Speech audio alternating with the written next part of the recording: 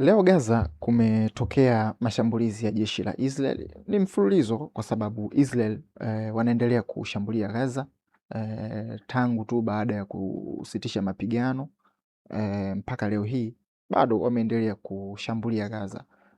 Kuna makubaliano yapo ambayo Donald Trump na ile Board of Peace waliweza kuyaandika, ukaenda kwenye Umoja wa Mataifa, kwenye Baraza la Usalama wakapitisha, ukawa sheria kwamba haya Israel inabidi ayafate ikiwemo kusitisha mapigano, kubadilishana wafungwa, kufungua mipaka ya Gaza, ikiwemo mpaka ule maarufu wa kuingia na kutoka Gaza ambao unaunganisha na Misri, mpaka wa Rafa, lakini pia kuruhusu misaada ya kibinadamu, lakini Hamas pia waweze kukabidhi silaha zao kwa Board of Peace, lakini pia kuruhusu ile bodi ya wataalamu waweze kuendesha Gaza. Kumbuka Gaza inaendeshwa na Hamas.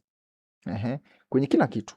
Sasa Hamas itabidi wakabidhi madaraka kwa ile bodi ya wataalamu ambayo wao sasa wataweza kuiendesha Gaza kwenye masuala ya kimiundombinu, masuala ya afya, elimu na kila kitu. Hii bodi ikabidhiwe madaraka na Hamas, lakini Hamas wao waweze kujitoa, wakabidhi silaha, lakini wao waweze. Sasa kilichotokea ni kwamba valuation tumeona kwamba hayo yote hayafanyiki.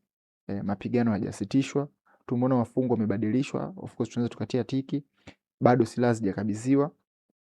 Hatujaweza kuona bodi ya wataalamu ikikabidhiwa madaraka bado. Ni kwa sababu tu mambo ambayo hawaelewani, kwamba huyu anakubali, huyu hakubali. Ni kitu ambacho Israel anashutumiwa kwamba yeye ndo wa kwanza kuweza kuviolate hii ceasefire au haya makubaliano, kwa sababu yeye anaamini kwamba ana haki ya kuweza kujibu au kuondoa tishio linalojitokeza. Kwa mfano nimeweza kushuhudia mara kadhaa Israel akisema kwamba Hamas wanajijenga upya. Kwa hiyo kama wanajijenga upya, tupo kwenye ceasefire, lakini nimeona Hamas wanajijenga upya. Nifanye nini mimi? Lazima nitashambulia tu, na ndio kitu ambacho tunaona. Anashambulia polisi wa Hamas kwa sababu Gaza ni watu wapo wengi. Unawa control vipi sasa Gaza? Umeelewa? Licha ya kuwa mambo yaendi sawa, kuna vita, lakini kuna watu wanaishi. Kwa hiyo kama watu wanaishi, lazima kuwe na chombo cha kuoversee traffic, kulinda usalama wao raia. Kuna vibaka wapo, kwa hiyo lazima Hamas watajitokeza kama maaskari, basi Israel wanawatarget au maaskari wanawatarget, na wakisha target basi moja kwa moja wanaweza kuvunja mapigano. Sasa bwana, kilichotokea leo ni kwamba kulikuwa na tiara, kama mnazijua tiara. Nadhani tukiangalia kwenye hii picha hapa unaona tiara hiyo. Watoto Gaza walikuwa wanacheza. Unajua kwenye vita kumlazi, kwenye vita kunakuwa na hata kama mpo kwenye vita, watoto lazima watakuwepo, na watoto muda mwingi hawezi wanahisi ni maisha ya kawaida vita.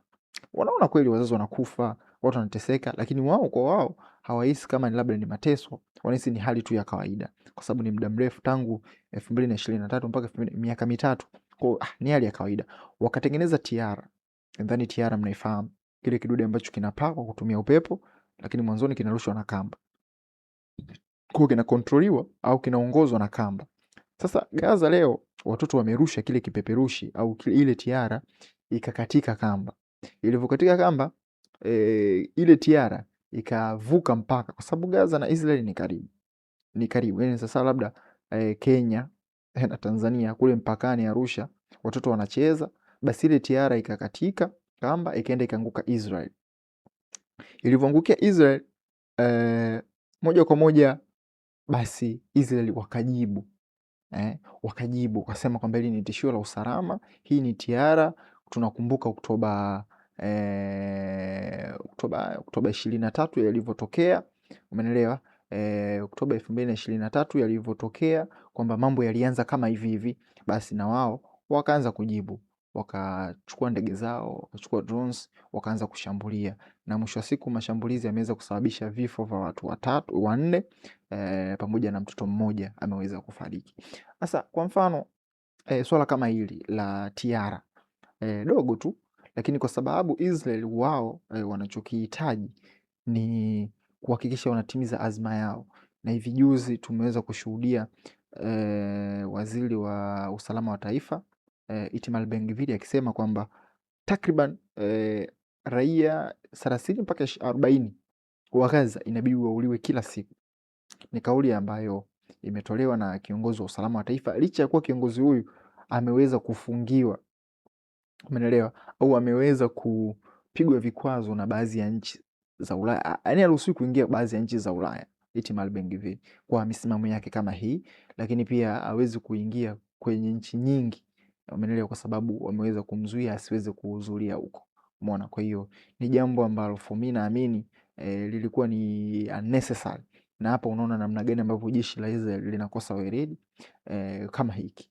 Tiara tayari wanasema ni tishio la usalama na wanaamua kufanya mashambulizi makubwa sana kiweza kuwalenga na kusababisha vifo kwa raia pamoja na watoto ambao wao wameapa na wameapa kabisa kwamba hatuwezi kupuuza hili, hatuwezi kupuuza hili, kwa sababu Oktoba 23 yaliyotokea, sisi wenyewe tuna hiyo tunasema tuna hiyo awareness, tunafahamu nini ambacho Hamas walikifanya na mambo yalianza kama hivi. Kwa hiyo wameahidi watalipua maeneo ambazo hizi tiara zinatoka, umeelewa. Kwa hiyo tunaamini kwamba sehemu ambapo watoto wapo walirusha hizo tiara, basi tutashuhudia tena mashambulizi ambayo jeshi la Israel linaenda kuwafanya watu wa Gaza.